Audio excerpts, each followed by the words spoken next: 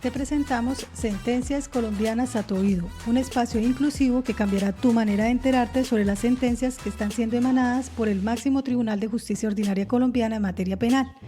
pasando de un documento escrito a una escucha activa que puedes hacer mientras vayas ya sea de camino al trabajo, haciendo deporte, paseando a tu mascota o realizando la actividad que tú prefieras.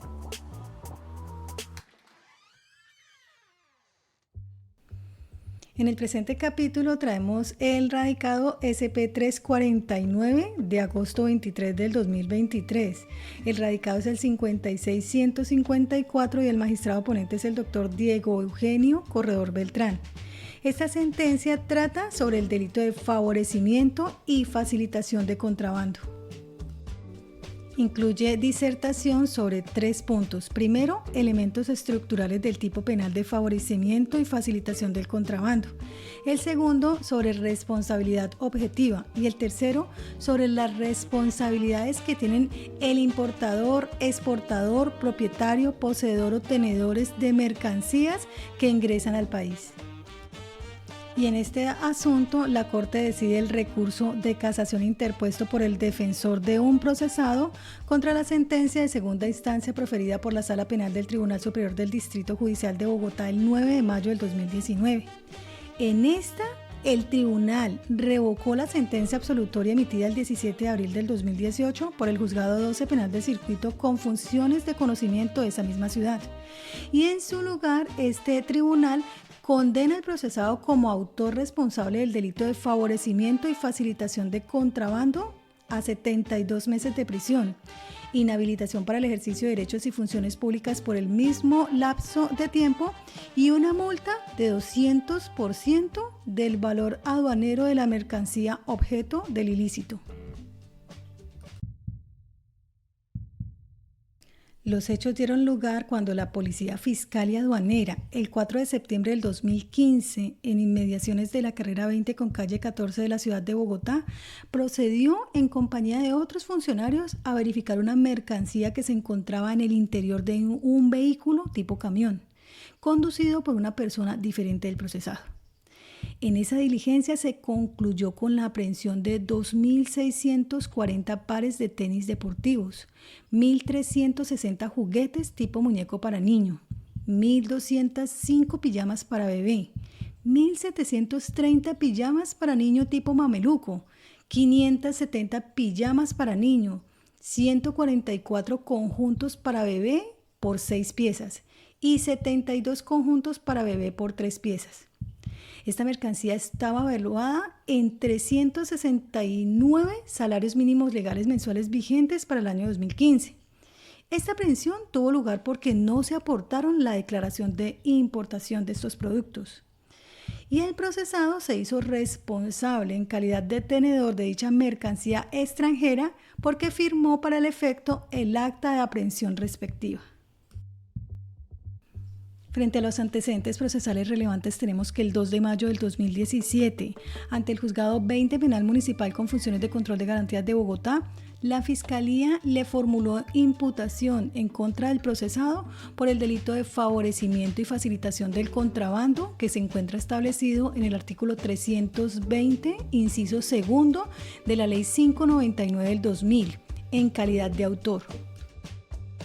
Se presentó el escrito de acusación el 24 de julio del 2017 y su audiencia se llevó a cabo el 4 de septiembre siguiente ante el Juzgado 12 Penal del Circuito de Bogotá,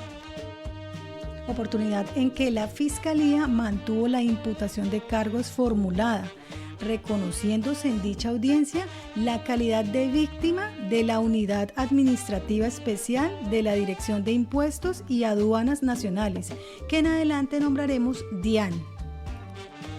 La audiencia preparatoria tuvo lugar el 8 de octubre del 2017. El juicio público se llevó a cabo el 6 de marzo y el 17 de abril del 2018, en donde se dio a conocer el sentido del fallo y la lectura de la sentencia de carácter absolutoria,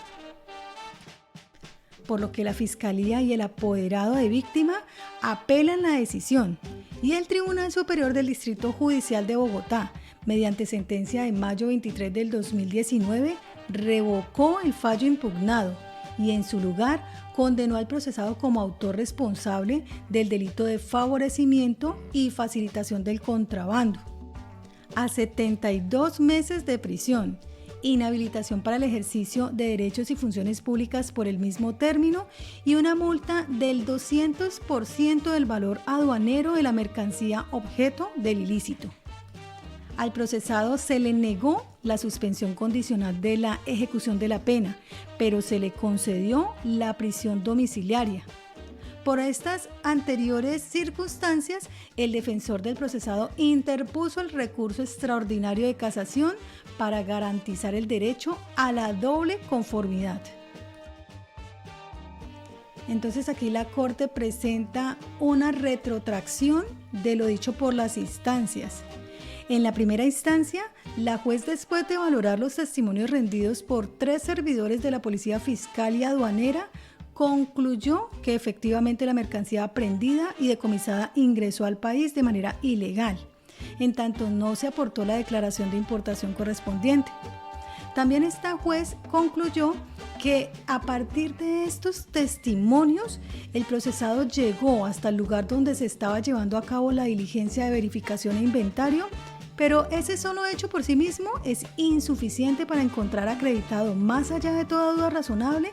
que el procesado llevó a cabo una acción dolosa dirigida a favorecer o facilitar el contrabando. Esta juez manifestó que la Fiscalía no logró acreditar su teoría del caso porque, primero, no probó que el procesado era tenedor o poseedor de la mercancía. Segundo, no demostró que el implicado tuviera conocimiento sobre el origen ilícito de las mercancías aprehendidas y tampoco el ente, como tercera medida, adelantó ninguna labor dirigida a identificar el verdadero responsable de esa mercancía, pese a que dicha labor no revestía mayor complejidad. Simplemente la Fiscalía procesó a quien suscribió los documentos como si de responsabilidad objetiva se tratara. Por su parte, en la sentencia de segunda instancia, el tribunal revoca esta sentencia absolutoria de la juez y en su lugar condena al procesado en calidad de autor penalmente responsable del delito de favorecimiento y facilitación del contrabando, porque el tribunal consideró que no existe discusión en torno a que la mercancía ingresó al país de manera ilegal y que el procesado se identificó como poseedor o tenedor de la carga y que en tal calidad él suscribió varios documentos relacionados con el proceso administrativo. Para este Atwen, este fenómeno de contenido incriminatorio, cuando él firma, deviene ostensible, en la medida en que al asumir el procesado aquella calidad, semeja prácticamente una confesión extrajudicial, o por lo menos un asentimiento del hecho. Este Atwen refirió que la teoría de la defensa consistió en acreditar la existencia de irregularidades en el procedimiento de incautación y decomiso. Sin embargo, tales críticas debieron ser planteadas en aquel trámite y sin embargo nada se hizo,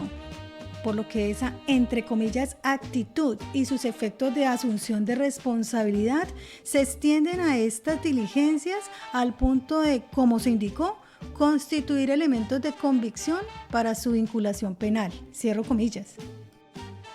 Por otra parte, continúa el tribunal, el procesado trató de exculpar su comportamiento aduciendo que suscribió documentos porque los policiales le retuvieron la cédula. Sin embargo, denunció tales hechos de modo que esa omisión en publicitarlo invalida su contundencia probatoria en esa sede y por ende no supera la concepción de una simple postura exculpatoria sin ningún agregado convictivo. Más adelante, la segunda instancia adujo que de la valoración probatoria apareció sin duda alguna la responsabilidad del procesado, pues no solo suscribió el auto comisorio, el acta de hechos y de aprehensión en calidad de poseedor o tenedor del contrabando, sino que además allegó la declaración de importación pretendiendo justificar la legalidad de la carga. Comportamiento revelador que de ordinario solo asumen personas que ostentan algún grado de dominio y no las de un simple ayudante de verificación de entrega, como la dedujo la juez de primera instancia. Y finalmente el tribunal concluyó que se encontraba acreditada la responsabilidad del procesado en los hechos investigados, por lo que se revocó la sentencia absolutoria de primera instancia para, en su lugar, condenar al procesado como autor responsable del delito de favorecimiento y facilitación del contrabando a 72 meses de prisión, inhabilitación para el ejercicio de derechos y funciones públicas por el mismo término y una multa del 200% del valor aduanero de la mercancía objeto del ilícito. Se negó la suspensión condicional de la pena, pero se concedió la prisión domiciliaria. Entonces, de acuerdo a estos hechos, se presenta la demanda de casación. El defensor aquí en este momento, luego de identificar a los sujetos procesales, la sentencia impugnada, los hechos juzgados, la actuación procesal y la finalidad del recurso, de manera preliminar asegura que la Fiscalía no logró acreditar más allá de toda duda razonable la condición de poseedor o tenedor del procesado respecto de la mercancía decomisada por la autoridad competente. Seguidamente formula 5 cargos de casación. El primer cargo, por violación indirecta de la ley sustancial por error de hecho por falso juicio de existencia. En este cargo el censor manifiesta que el tribunal omitió valorar los testimonios de 4 testigos, con quienes se acreditó que la única actuación que desplegó el implicado fue la de indagar ante la DIAN respecto de la mercancía aprehendida, por solicitud expresa de uno de sus testigos, tal y como ese mismo testigo lo reconoció. Además que el ADJUEZ no tuvo en cuenta que la razón por la que se suscribieron unos documentos fue porque los funcionarios de la DIAN se los solicitaron, pero nunca le explicaron las implicaciones jurídicas de estampar su rúbrica en esos mismos documentos. El segundo cargo, por violación indirecta de la ley sustancial, por error de hecho por falso juicio de existencia, en relación a la prueba relativa a la sustracción o disimulación efectiva de las mercancías al control y o verificación aduaneros. En este cargo, el recurrente indica que dentro del asunto no se acreditó que la mercancía decomisada fue sustraída del control e intervención aduaneros, aspecto que era de imprescindible acreditación, pues una cosa es no aportar los correspondientes documentos soportes y otra muy diferente es que aquellos productos efectivamente hubiesen sido sustraídos del control e intervención aduaneros, no pudiendo entrar a acreditarse lo segundo con lo primero. Además, la falta de presentación de los referidos documentos se explica precisamente porque el procesado no tenía ninguna relación con los artículos decomisados. No se probó así la existencia de todos y cada uno de los elementos del tipo penal. El tercer cargo fue por violación indirecta de la ley sustancial por error de hecho por falso juicio de identidad. Aquí el impugnante manifiesta que el tribunal valoró de manera indebida la resolución número 0007027 del 5 de octubre del 2015, emitida al interior del proceso administrativo aduanero, mediante el cual se decomisaron en favor de la nación las mercancías, pues el que no se hubiese aportado al proceso la declaración de importación no significa indefectiblemente que la mercancía haya sido introducida al territorio nacional de manera indebida. Insiste el defensor en que una cosa es no presentar los documentos soportes que demuestran la legal introducción de una mercancía al territorio aduanero nacional y otra muy diferente que una mercancía realmente se haya sustraído de los controles e intervención que en materia aduanera ejercen las autoridades competentes, aspecto este que la Fiscalía no probó. El cuarto cargo que él presentó fue por violación indirecta de la ley sustancial por error de hecho por falso juicio de existencia,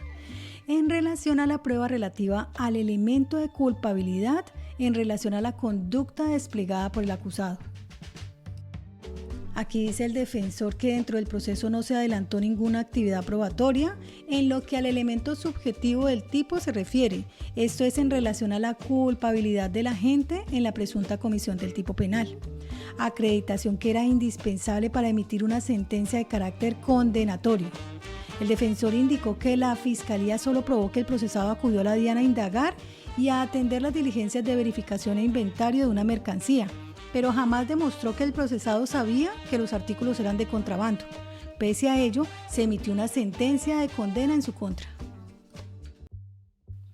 Y por último, el quinto cargo fue por violación directa de la ley sustancial. El libelista solicita que en caso de no prosperar alguno de los cargos propuestos con fundamento en la causal tercera de casación, se reconozca que dentro del presente asunto el tribunal no aplicó los artículos 29 de la Constitución Nacional, que trata sobre el debido proceso, ni el artículo 7 del Código de Procedimiento Penal sobre indubio pro reo, porque aunque no se probó más allá de toda duda razonable la responsabilidad del procesado en la comisión del delito, el tribunal emitió una sentencia de condena, dejando de aplicar las normas que estaban llamadas a regular el caso. Por lo que solicita a la Corte casar la sentencia impugnada y que en su lugar se mantenga la sentencia absolutoria emitida en primera instancia, lo que solicita igualmente en la sentencia de sustentación exponiendo iguales razones. Por su parte, la Fiscalía solicita no casar la sentencia impugnada porque la valoración probatoria que adelantó el tribunal obedeció a las reglas de la sana crítica. Aquí el ente refiere que, primero, el procesado realizó actos positivos de gestión que evidenciaban que no era un mero mensajero, sino que tenía una relación jurídica con la mercancía finalmente aprehendida, evaluada en una suma superior a 200 millones de pesos. Segundo, se demostró que la mercancía ingresó al país de manera ilegal, toda vez que no se aportó la declaración de importación. Y tercero, que lo que pretende el impugnante es imponer su teoría defensiva frente a la argumentación del tribunal, que considera a la Fiscalía acertada sin atacar de fondo dicha valoración.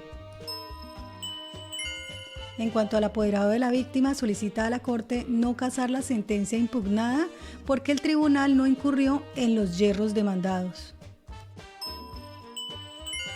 Y por su parte, el delegado del Ministerio Público solicita también no casar la sentencia impugnada, puesto que los cargos propuestos por el demandante no están llamados a prosperar, porque se demostró más allá de toda duda razonable que el procesado tenía la mercancía que había sido introducida de manera ilegal al país y que ésta superaba los 200 salarios mínimos legales mensuales vigentes.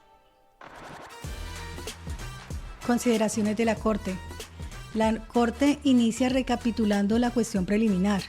Entonces, el 23 de mayo del 2019, el tribunal dio lectura a la sentencia de segunda instancia, mediante la cual revocó la sentencia absolutoria proferida a favor del procesado y en su lugar lo condenó como autor responsable del delito de favorecimiento y facilitación del contrabando, indicándose que contra esa decisión procedía el recurso de impugnación especial en favor del defensor y el implicado. Dentro del término de ley, el defensor manifestó que de manera atenta y respetuosa interpongo recurso de casación contra la sentencia de segunda instancia. No obstante, en la sustentación del recurso manifestó: presento demanda de impugnación especial y o casación. Ante esta disyuntiva, como quiera que el procesado fue condenado por primera vez por un tribunal, la Sala, en aras de garantizar el derecho a la doble conformidad, hará caso omiso a las cuestiones de técnicas propias del recurso extraordinario y resolverá de fondo las propuestas planteadas por el defensor,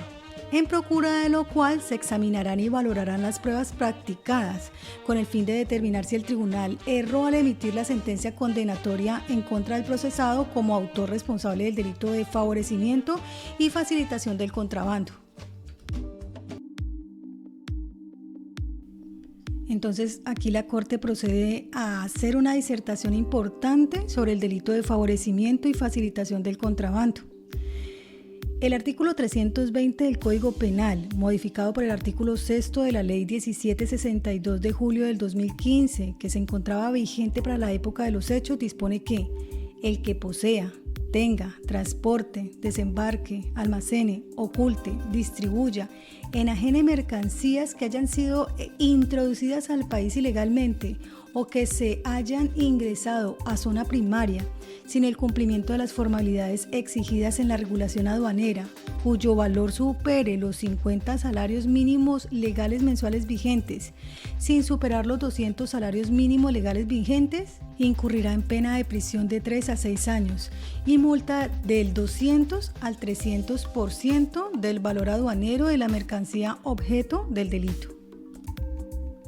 Si la conducta descrita en el inciso anterior recae sobre mercancías cuyo valor supere los 200 salarios mínimos legales mensuales vigentes, incurrirá en pena de prisión de 6 a 10 años y la multa de 200 al 300% del valor aduanero de la mercancía objeto del delito. No se aplicará lo dispuesto en el presente artículo al consumidor final cuando los bienes que se encuentren en su poder estén soportados con factura o documento equivalente, con el lleno de los requisitos legales contemplados en los artículos 771-2 del Estatuto Tributario. Entonces, frente a los elementos estructurales del tipo penal,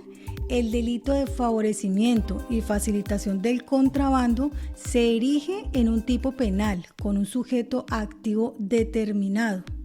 de conducta alternativa, porque puede poseer, tener, transportar, embarcar, desembarcar, almacenar, ocultar, distribuir y enajenar, y cuyo objeto material es real, que se concreta en mercancías. Se trata de un tipo penal en blanco, en la medida en que se remite a disposiciones normativas extrapenales que no se encuentran contenidas en la descripción del tipo, al exigir que el verbo rector se cometa sobre mercancías que hayan sido introducidas al país ilegalmente, o que se hayan ocultado, disimulado o sustraído de la intervención y control aduanero, o que se hayan ingresado a zona primaria sin el cumplimiento de las formalidades exigidas en la regulación aduanera. En el inciso segundo de la norma que se analiza, se incluye una circunstancia específica de agravación de la conducta, que se relaciona con el valor de la mercancía objeto del delito. Y en el tercero, un elemento eximente de responsabilidad de carácter igualmente específico para el consumidor final que adquiera mercancía en un monto superior a los 50 salarios legales mínimos vigentes, siempre y cuando la operación esté soportada en una factura o un documento equivalente con el lleno de los requisitos legales. Con la comisión de este delito se vulnera el bien jurídico del orden económico y social, porque se despoja al Estado de parte de los recursos necesarios para materializar los derechos individuales y sociales como fin del mismo, sobre el que la Corte Constitucional en el radicado CC C-191 del 2016 señaló lo siguiente: el bien jurídico protegido por los delitos de contrabando, favorecimiento al contrabando y lavado de activos es del orden público, económico y social, que consiste en una serie de condiciones de interés general necesarias para el correcto ejercicio de las libertades, en concreto de las libertades económicas, a través de la organización y planificación general de la economía instituida en un país. Se trata de descripciones típicas que imponen límites a la libertad económica en pro de la legalidad del tráfico de bienes y servicios, las condiciones de competencia leal, la protección de la empresa y del trabajo legales. Estos delitos también buscan proteger el patrimonio público que se ve mermado en estas actividades que evaden el pago de aranceles y tributos. De esta manera, se concluye que estos delitos cumplen con el componente de exclusiva protección de bienes jurídicos del principio de necesidad de las penas. Entonces, con este comportamiento se sanciona la participación en el circuito o cadena del tráfico ilegal de mercancías, consistente en el aporte a la puesta en el mercado, en el comercio de mercancías que no han cumplido con los requisitos administrativos en materia aduanera. Es decir, se sanciona a quien posee, tiene, transporta, embarca, desembarca, almacena, oculta, distribuya o enajena mercancías que han sido objeto de contrabando en los términos de este delito. Sin embargo, para la Corte, para la configuración del delito, no basta con que la Fiscalía demuestre la existencia objetiva de alguno de los verbos rectores definidos en la norma, pues en todo caso se deberá acreditar más allá de toda duda razonable que el sujeto activo tiene conocimiento respecto de la ilegalidad de las mercancías y que con su comportamiento está participando en un circuito o cadena de tráfico ilegal de mercancías, consistente en el aporte a la puesta en el mercado o en el comercio de mercancías que no han cumplido con los requisitos administrativos en materia aduanera. Pues como se sabe, en nuestro país está proscrita toda forma de responsabilidad objetiva. Y es que sobre el tema de responsabilidad objetiva, la Corte Constitucional en la sentencia C-191 del 2016, que declaró exequible el artículo 320 del Código Penal, que tipifica el delito de favorecimiento y facilitación del contrabando, estableció que el delito castiga solamente una actividad dolosa que, por lo tanto, no puede configurar confianza legítima, ya que, como lo precisó esta Corte en la sentencia T-437 del 2012, solo se protegen aquellas circunstancias objetivas, plausibles, razonables y verdaderas que la motivan y explican, revistiéndola de un halo de credibilidad y autenticidad indiscutibles. Por el contrario, si no se logra demostrar el dolo del investigado por favorecimiento y facilitación del contrabando con el respeto del debido proceso, no será posible imputarle responsabilidad y, por consiguiente, frente a este cargo, la norma será declarada exequible. Aquí la Corte presenta en un pie de página, en cuanto a la imputación de responsabilidad, que la Corte Constitucional en dicha sentencia estima que no se desconoce la presunción constitucional de la buena fe de los comerciantes minoristas, por cuanto se trata de conductas que no son susceptibles de encauzarse a título de culpa o preterintención. Es necesario que el sujeto activo sea consciente de la actividad ilícita y quiera su realización. Los comportamientos sancionados en los preceptos atacados son inequívocos y los comerciantes conocen los límites dentro de los cuales su actuación es permitida. Ya entrándose al caso en concreto frente a la valoración probatoria, retrotrae la Corte que, primero, los dos extremos procesales, Fiscalía y Defensa, plantearon sus teorías del caso. La Fiscalía aseverando que el 4 de septiembre del 2015 el procesado tenía en su poder mercancías que fueron introducidas al país ilegalmente por un valor que superaba los 200 salarios mínimos legales mensuales vigentes, mientras que la defensa argumentó que el implicado no tenía ninguna relación con dicha mercancía, sumado a que no se acreditó que se tratara de mercancía de contrabando. Segundo, la juez de primera instancia señaló que la Fiscalía no logró demostrar más allá de toda duda razonable la existencia del delito de favorecimiento y facilitación del contrabando y la responsabilidad del aquí procesado en su comisión, y por el contrario el tribunal afirmó que tales extremos sí estaban acreditados en el grado de conocimiento exigido por la ley. Por lo tanto, el problema jurídico que se debe resolver consiste en determinar si en el asunto se encuentra probado, más allá de toda duda razonable, la responsabilidad del procesado en el delito de favorecimiento y facilitación del contrabando. Pues bien, como primera medida en el juicio oral, se escuchó el testimonio de un integrante del grupo operativo de la Policía Fiscal y Aduanera, quien manifestó que mediante auto del 31 de agosto del 2015 fueron comisionados junto con otros miembros del grupo para practicar patrullajes, puesto de control y verificación a parqueaderos con el objeto de realizar verificación de las obligaciones aduaneras y sus documentos soportes durante los días 1 al 8 de septiembre del 2015 en la zona urbana de la ciudad de Bogotá y los ejes viales del departamento de Cundinamarca, que en cumplimiento de las labores encomendadas el 4 de septiembre del 2015 en inmediaciones de la carrera 20 con calle 14 de la ciudad de Bogotá, procedió en compañía de otros funcionarios a verificar una mercancía que se encontraba en un vehículo tipo camión conducido por una persona. Diligencia que, conforme al acta de aprehensión de fecha del 4 de septiembre del 2015, introducida con el testigo, concluyó con la retención de los artículos anteriormente mencionados en esta grabación. Dijo este testigo que durante el procedimiento se acercó al procesado, quien manifestó ser el tenedor poseedor responsable de la mercancía, y que éste presentó una declaración de importación con fecha de presentación del 27 de agosto del 2015, identificada con un adhesivo específico. Sin embargo, ese solo documento amparaba la mercancía identificada como ítem número 2, es decir, solo amparaba los 1.360 juguetes tipo muñeco para niño,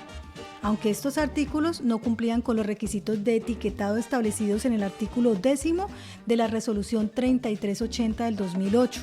en el cual se expide el reglamento técnico sobre los requisitos sanitarios de los juguetes, sus componentes y accesorios que se comercialicen en el territorio nacional y se dictan otras disposiciones. En cuanto a los otros ítems, indicó que no se presentó ningún documento que acreditara que la mercancía estuviera amparada en una planilla de envío, factura de nacionalización o declaración de importación, y además que tampoco cumplían con los requisitos de etiquetado descritos en el artículo 5 de la Resolución 1950 del 2009, en el cual se expide el reglamento técnico sobre etiquetado de confecciones, y el artículo 6 de la Resolución 93 del 2008, por la cual se expide el reglamento técnico sobre etiquetado de calzado, y algunos artículos de marroquinería, y se derogan las resoluciones 0510 del 2004 y 1011 del 2005. En este punto, la sentencia presenta en pie de página lo que se ha establecido en dichos artículos. El declarante explicó que la aprehensión es una medida cautelar de carácter provisional que consiste en la retención de las mercancías que no cumplen con todos los requerimientos aduaneros y que en este caso se impuso dicha medida con fundamento en los numerales 1.6 y 1.28 del artículo 502 del decreto 2685 de 1999, con las modificaciones introducidas en los artículos 4 y 10 de los decretos 3273 del 2008 y 993 del 2015, que rezan: causales de aprehensión y decomiso de mercancías. Dará lugar a la aprehensión y decomiso de mercancías la ocurrencia de cualquiera de los siguientes eventos. Primero, en el régimen de importación, el 1.6, cuando la mercancía no se encuentre amparada en una planilla de envío, factura de nacionalización o declaración de importación, o se encuentre una cantidad superior a la declarada o se trata de mercancía diferente. Y 1.28, cuando en desarrollo del control posterior se encuentre que la mercancía no cuenta con las etiquetas requeridas en los reglamentos técnicos o con los rotulados, estampillas, leyendas o sellos determinados en las disposiciones legales vigentes, o cuando tales etiquetas, rotulados, estampillas, leyendas o sellos no cumplan con los requisitos exigidos en la norma vigente o los mismos presenten evidencia de adulteración o falsificación. Como segunda medida, otra testigo, que era funcionaria del Grupo de Definición de Situación Jurídica de la DIAN, manifestó que elaboró el proyecto de acto administrativo con fecha de 5 de octubre del 2015, mediante el cual se dispuso el decomiso de la mercancía aprehendida, pues luego de analizar y valorar las pruebas aportadas al trámite, pudo concluir que la mercancía se encontraba ilegalmente en el país porque no estaba amparada en una planilla de envío, factura de nacionalización o declaración de importación. Ella agregó además que primero, toda la mercancía de procedencia extranjera que ingrese al país debe de tener un respaldo documental que acredite su legalidad. Segundo, los miembros de Policía Fiscal y Aduanera que realizaron el procedimiento determinaron que la mercancía aprehendida no tenía respaldo documental que acreditara la legalización en el territorio colombiano ni cumplía con los requisitos de etiquetado. Tercero, conforme al artículo 3 del decreto 2685 de 1999, son responsables de las obligaciones aduaneras, entre otros, el poseedor y el tenedor. Cuarto, la carga de la prueba recae en los investigados, a quienes les corresponde desvirtuar las causales que generaron la aprehensión de la mercancía. Quinto, el procesado aparece como poseedor-tenedor de los bienes en la documentación remitida por los policiales a la DIAN. Sexto, el procesado fue notificado del acta de aprehensión y no formuló escrito de objeción a la misma, ni presentó pruebas al interior del procedimiento administrativo, de conformidad con el artículo 505-1 del decreto 2685 de 1999, adicionado por el artículo 14 del decreto 4431 del 2004. Y séptimo, el procesado fue notificado de la resolución del 5 de octubre del 2015, y no interpuso recurso de reconsideración de conformidad con lo dispuesto en el artículo 515 del decreto 2685 de 1999, modificado por el artículo 50 del decreto 1232 del 2001. Con el testimonio de esta testigo, se incorporó la resolución del 5 de octubre del 2015, mediante la cual la División de Gestión de Fiscalización de la Dirección Seccional de Aduanas de Bogotá resolvió decomisar la mercancía aprehendida con acta de 4 de septiembre del 2015, relacionada en el documento de ingreso, inventario y avalúo de mercancías aprehendidas, con base en las causales ya referidas. Hasta aquí, para la Corte ha de indicarse que con los testimonios de los dos testigos anteriores, así como la prueba documental introducida con sus declaraciones, se probó más allá de toda duda razonable que las mercancías de origen extranjero aprehendidas e incautadas mediante el operativo que se llevó a cabo el 4 de septiembre del 2015 fueron introducidas al país de manera ilegal. Entonces, recuérdese que el defensor refirió que el hecho de no haberse aportado al proceso administrativo la declaración de importación no significaba indefectiblemente que la mercancía haya sido introducida al territorio nacional de manera indebida. Pero para la Corte, de conformidad con lo dispuesto en el artículo 87 del artículo 2685 de 1999, la obligación aduanera de la cual es responsable el importador, exportador, propietario, poseedor o tenedor de la mercancía, de acuerdo al artículo 3, esa obligación aduanera nace por la introducción de la mercancía de procedencia extranjera al territorio aduanero nacional y comprende la presentación de la declaración de importación, el pago de los tributos aduaneros y las sanciones a que haya lugar, así como la obligación de obtener y conservar los documentos que soportan la operación y de presentarlos cuando los requieran las autoridades aduaneras. La declaración de importación debe presentarse ante la Administración de Aduana con jurisdicción en el lugar donde se encuentran las mercancías, de acuerdo al artículo 121, en el término de un mes contado a partir del momento en que llega al territorio aduanero nacional, o de manera anticipada hasta 15 días antes de su arribo, de acuerdo a los artículos 115 y 119. A ella se deben adjuntar los documentos de soporte relacionados con el artículo 121 del decreto 2685 de 1999. Una vez presentada y aceptada la declaración, se deberá proceder a pagar los tributos aduaneros y las sanciones a que hayan lugar, de acuerdo a los artículos 123 y 124.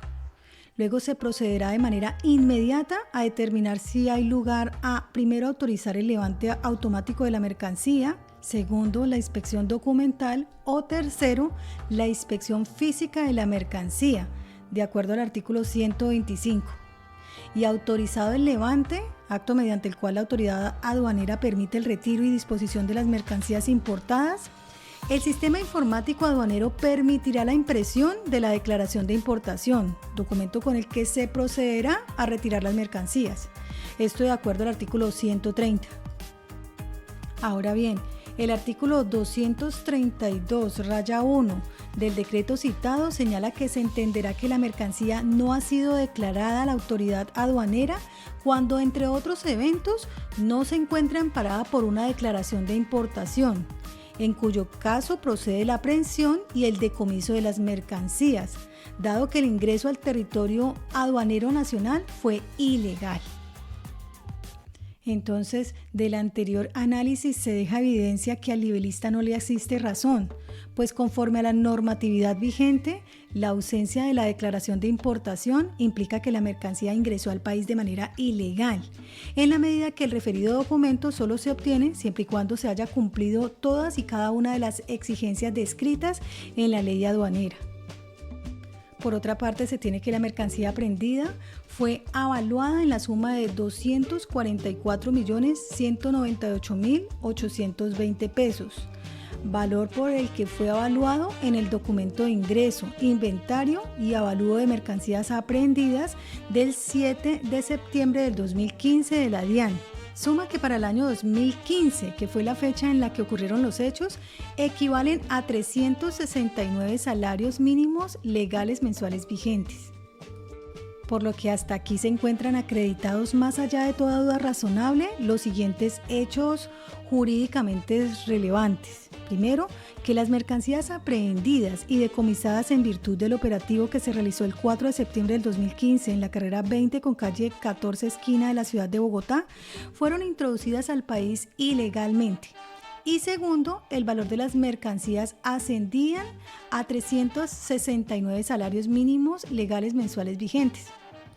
Desvirtuado así el primer punto de disenso del defensor, procede entonces la Corte a analizar si el procesado ejecutó el verbo rector enrostrado, tener, con conocimiento y voluntad de que la mercancía había sido ingresada al país de manera ilegal y que con su comportamiento el procesado estaba participando en un circuito o cadena de tráfico ilegal de mercancías. Por lo que sigue, en el juicio oral se recibió el testimonio de una persona que manifestó que para el mes de septiembre del 2015 trabajaba como conductor del vehículo tipo camión, que el día de los hechos lo llamó una persona llamada Luis Guillermo, a quien él conocía porque es un señor que nos ha buscado viajes a los compañeros cuando estamos aquí, nos busca urbanos. Y le preguntó si estaba disponible para hacer un transporte urbano que consistía en cargar una mercancía en un sitio denominado La Transportadora, sin más datos, y llevarla hasta un sitio específico, no dijo cuál, donde debía descargarla, a lo cual este testigo le respondió que sí. Cuando llegó al sitio de recogida, unas personas, que dijo no conocer, movilizaron una mercancía desde un contenedor hasta el vehículo y cuando terminaron esta labor le entregaron unos papeles de la DIAN, además de suministrarle la dirección del lugar de entrega, que al arribar a este último sitio lo estaba esperando otra persona que tampoco conocía, quien le dijo que debía parquear el camión y seguidamente esta persona, en compañía de otros, procedieron a descargar los artículos.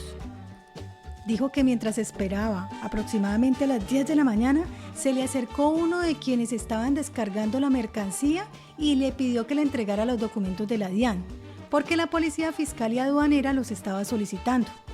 Minutos más tarde, y luego de que los policiales adelantaron una revisión preliminar de los artículos, un funcionario le pidió que encendiera el automotor y lo siguiera porque debía realizar una verificación más profunda de la mercancía. Este testigo manifestó que condujo por espacio de 15 a 20 minutos hasta un lugar que dijo no conocer. Estando allí arribó el procesado, quien se encargó de atender la diligencia de inventario y revisión de documentos que estaban llevando a cabo los policiales, que más o menos a las 8 de la noche se terminó el procedimiento y les entregaron unas cajas que sí cumplían con los requisitos aduaneros, por lo que salió de ese lugar en compañía del procesado. Llegaron a un sitio en donde descargaron esa mercancía, no dijo dónde, le pagaron el servicio de transporte que había prestado, no dijo quién, y se fue para su casa. De manera coincidente, otro testigo declaró que conoce al procesado, pero que no son amigos cercanos, y que al señor Luis Guillermo lo conoce desde hace aproximadamente 15 años, ya que trabaja con la carga y es el encargado de repartirla acá en Bogotá. Este testigo dijo que para el año 2015 no tenía un trabajo fijo, por lo que colaboraba con Luis Guillermo y a otras personas dedicadas al comercio a entregar y descargar mercancía, que el día de los hechos lo llamó don Luis y lo contrató para que se encargara de descargar y entregar una mercancía en la ciudad de Bogotá a 4 clientes diferentes, labor que él aceptó, pero le informó que tenía que desocuparse temprano porque su esposa había acabado de dar a luz y tenía que transportarla. Manifestó que como a las 7 o 7:30 de la mañana llegó al sitio del primer descargue, lugar a donde arribó el camión con la mercancía, por lo que procedieron a entregar al primer cliente, que estando en esa labor a eso de las 9 o 9:30 de la mañana, llegaron varios miembros de la Policía Fiscal y Aduanera, quienes solicitaron la documentación y empezaron a revisar la mercancía. Pero como los comerciantes del sector exacerbaron los ánimos, los policiales decidieron trasladar el camión con la mercancía a la sede de la DIAN. En ese instante, él llamó a don Luis y le comentó lo que estaba sucediendo. Le explicó que él no podía ir hasta la DIAN, porque tal y como se lo había anunciado, tenía que ir por su esposa, por lo que don Luis le dijo que se fuera, que ya iba a enviar a alguien para que se apersonara de la situación, aunque no le dijo a quién. Y finalmente este testigo dijo que él no era responsable de la mercancía, que no sabía quién contrató a Luis Guillermo y que cuando son varios clientes, la entrega se demora hasta mediodía. Por su parte, Luis Guillermo, a quienes algunos testigos conocen como Don Luis, manifestó que lleva aproximadamente 10 años en el comercio, prestando servicio de transporte o entrega de mercancías, y que conoce al procesado desde hace 15 años porque han trabajado juntos. Cuando el defensor le preguntó, en cuestiones de trabajo, ¿qué lo relaciona laboralmente con el procesado? Este contestó, a nosotros nos busca mucha gente en el comercio para prestarle servicios de descarga y entrega de mercancías. Este testigo declaró que el día de los hechos lo contactó una persona del comercio. El testigo no suministró ningún dato de este ciudadano, quien le pidió ayuda, siguiéndole un camión o consiguiéndole o colaborarle con la entrega de la mercancía. Lo que yo le comenté, que yo no estaba en el comercio, pero que había una persona ahí que nos podía colaborar. Por tal motivo llamó al conductor para que se encargara del transporte y le suministró la dirección del lugar donde debía recoger las mercancías y a otra persona, el otro testigo, para que se encargara del proceso de entrega de esta mercancía a 4 clientes diferentes. Adujo que le comentaron que cuando estaban terminando de hacer la primera entrega, llegó la policía fiscal y aduanera a verificar la mercancía, pero los comerciantes del sector se exaltaron, por lo que los policiales decidieron llevarse el camión para la DIAN. En ese instante el cargador le dijo que no podía ir hasta ese lugar porque su esposa estaba dando a luz, por lo tanto llamó al procesado, quien aceptó reemplazar al primero en tal labor, por lo que se dirigió a la DIAN, se hizo cargo del inventario de la mercancía y suscribió varios documentos. Este testigo dijo que primero no sabía de quién era la mercancía porque cuando lo contactaron solo le dieron las direcciones de los lugares en donde tenía que recogerla y entregarla. Segundo, sabía que los artículos eran de procedencia extranjera porque el transbordo se hizo desde un contenedor. Tercero, no se apersonó de la situación porque estaba en su casa, la cual queda ubicada en un lugar muy distante de aquel donde ocurrieron los hechos. Y cuarto, solo había visto al conductor una vez, porque él tiene muchos contactos de señores conductores y esa vez a mí me llegó el comentario que él estaba aquí en Bogotá. Entonces yo lo llamé y él dijo que estaba disponible para hacer el urbano. Por lo que para la Corte, la valoración intrínseca y extrínseca de los testimonios, conforme a la sana crítica, deja en evidencia algunas contradicciones en las que incurrieron con la única finalidad de mostrarse ajenos a la operación de favorecimiento y facilitación del contrabando, que en este caso consistió en transportar la mercancía desde el puerto nacional al cual arribó y trató de entregarla al destinatario final, para este caso los comerciantes del sector. Sin embargo, en lo que sí son consistentes los testigos es en señalar que el procesado no tuvo ninguna participación en la referida actividad y que solo apareció en el escenario cuando la mercancía ya había sido aprehendida por la autoridad aduanera. Manifestaciones que coinciden con el de la policía, quien declaró en ese mismo sentido. De manera que en el íter o sistema de contrabando, el procesado no aparece desarrollando ninguna actividad anterior al momento en que la mercancía fue aprehendida por la autoridad aduanera. Por el contrario, lo que aparece probado es que Luis Guillermo era la persona encargada de coordinar el operativo. El otro testigo se ocupaba de transportar la mercancía del lugar de desembarque hasta los sitios donde se harían las entregas y el otro coordinaba la entrega efectiva a los clientes. La presencia del procesado en este escenario del delito se presentó con posterioridad, cuando la mercancía ya había sido aprehendida por la autoridad aduanera y trasladada hasta el lugar donde se realizó la diligencia de verificación e inventario. De modo que no es posible conocer más allá de toda duda razonable que el procesado conocía o no el origen del ilícito de los productos. Además, los testimonios rendidos por Luis Guillermo y de quien coordinaba la entrega a los clientes, se extrae que la presencia del procesado en el lugar donde se realizó la diligencia de inventario y verificación de la mercancía fue meramente circunstancial, sin que la Fiscalía hubiese adelantado alguna actividad probatoria que despejara la duda en torno a la vinculación del procesado con la operación de favorecimiento o facilitación del contrabando. En efecto, el coordinador de la entrega a los clientes manifestó que cuando los policiales decidieron trasladar el camión con la mercancía a otro lugar, él llamó a Luis Guillermo y le comentó lo que estaba sucediendo. Le explicó que él no podía ir hasta la DIAN porque, tal como se lo había anunciado, tenía que ir por su esposa, por lo que aquel le dijo que se fuera y que enviaría a alguien para que se apersonara de la situación. Por su parte, Luis Guillermo, quien sí era la persona a cargo de la mercancía y de su distribución, pese a que a toda costa intentó mostrarse ajeno a la actividad ilícita, dijo que no se apersonó de la situación porque estaba en su casa, la cual queda ubicada en un lugar muy distante a aquel donde ocurrieron los hechos, por lo que llamó al procesado, a quien le pidió el favor que se dirigiera hasta el lugar donde se estaba llevando a cabo la diligencia de inventario y verificación. Para la Corte, en realidad las razones por las que ambos no acudieron al lugar donde la autoridad aduanera estaba llevando a cabo el proceso administrativo no es otra distinta que ambos conocían que se trataba de mercancía extranjera que había sido introducida al país de manera ilegal,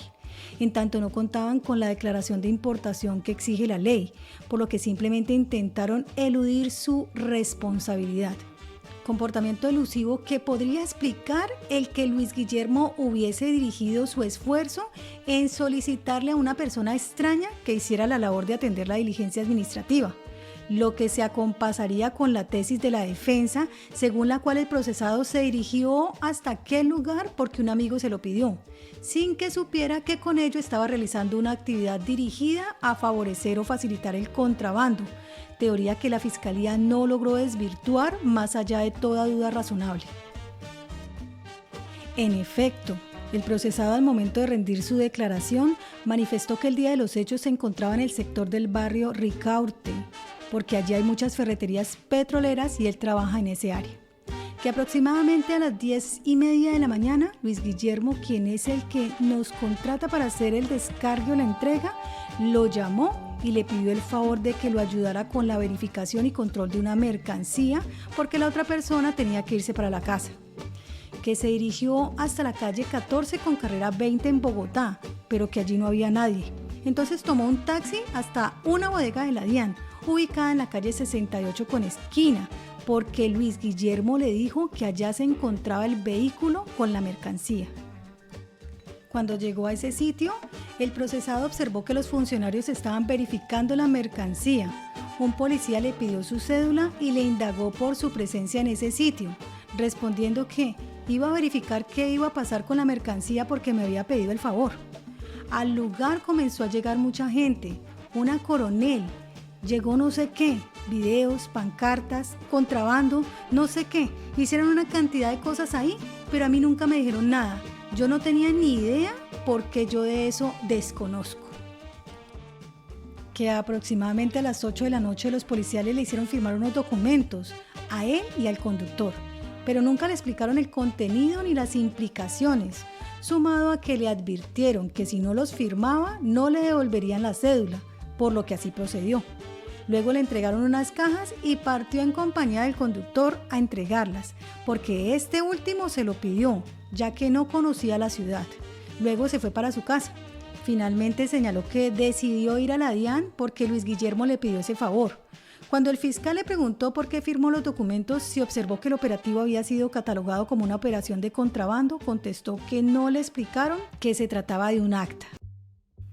Como se ve, para la Corte es el mismo procesado quien refiere que efectivamente acudió al lugar donde se estaba realizando la diligencia de verificación e inventario de la mercancía. Sin embargo, dicho comportamiento no implica de manera indefectible que conociera que la mercancía había sido ingresada al país de manera ilegal,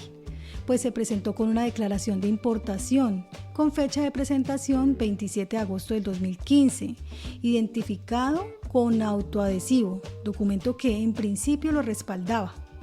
Ahora, es cierto que esa declaración de importación solo amparaba una parte de la mercancía, de ahí que el resto fue efectivamente decomisada por la autoridad aduanera. Sin embargo, esta información no era conocida por el procesado, o al menos la Fiscalía no lo probó, pues solo tuvo contacto con los productos cuando llegó al lugar donde se estaba haciendo la diligencia administrativa. Por otro lado, contrario a lo referido por el tribunal, el que el procesado haya acudido al lugar donde se estaba realizando la diligencia no implica indefectiblemente que conociera que la mercancía había ingresado al país de manera ilegal, ya que el objeto de esta consistía precisamente en verificar esa circunstancia. Y es que la razón por la que la mercancía fue trasladada desde el sitio donde se halló el camión hasta el lugar que dispusieron los agentes de la policía aduanera no fue porque se hubiese determinado que la mercancía había sido ingresada al país de manera ilegal, sino ante la imposibilidad de realizar la diligencia de verificación en el sitio del hallazgo, por razones de seguridad, dado que los comerciantes del sector exacerbaron los ánimos.